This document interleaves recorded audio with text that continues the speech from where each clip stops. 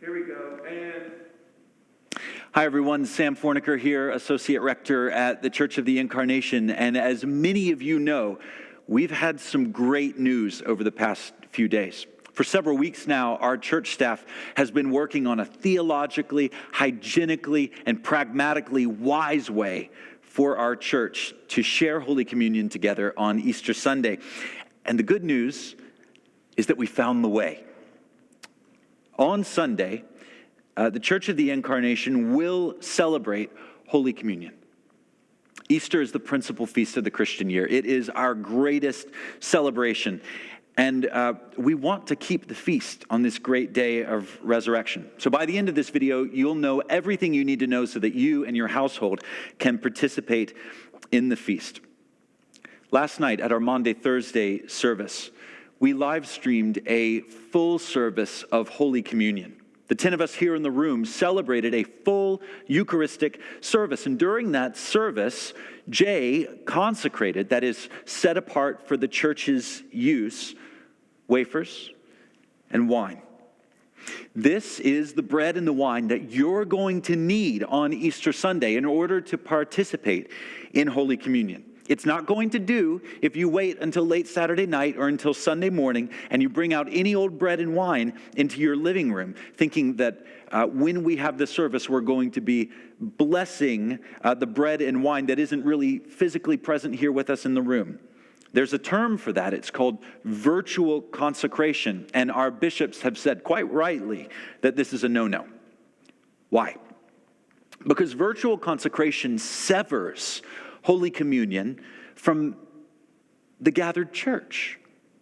It risks transforming the Lord's Supper into the sort of self-oriented meal that Paul describes in 1 Corinthians. The kind of meal that's there to satisfy our appetites, but not to unite us to Christ and to one another by faith. So, here's the plan. You're going to need to get the bread and wine that we consecrated on Maundy Thursday. How do you get it? Simple.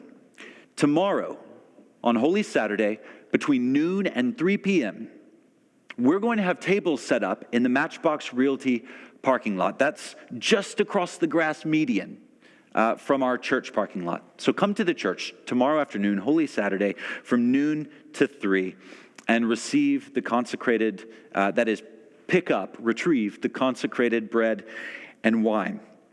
And then keep it in your home reverently in an out-of-the-way location until Sunday morning. And on Sunday morning, on Easter Sunday, set a table wherever your household gathers for worship and pull the stops out. Find your finest glass, your finest tablecloth, and set a table.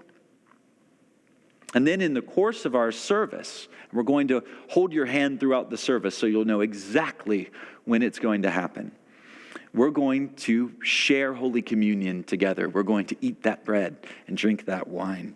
And to everyone who partakes by faith, that bread and wine will become for them the spiritual food of the body and blood of our Lord Jesus, just as we say every Sunday when we partake of this meal together. One last thing. On Ash Wednesday, when we were starting Lent off, I preached on fasting. And I suggested that there's no better way that we can prepare our hearts to receive Holy Communion on Easter Sunday than by fasting through the 3 days prior, Maundy Thursday, Holy Saturday, Good Friday, and Holy Saturday. This is what our church has done for years. Let me renew that encouragement now. As we begin Holy Saturday, walk the final leg of the journey to the empty tomb. Let's be preparing our hearts to feast with the risen King. Christ keep you.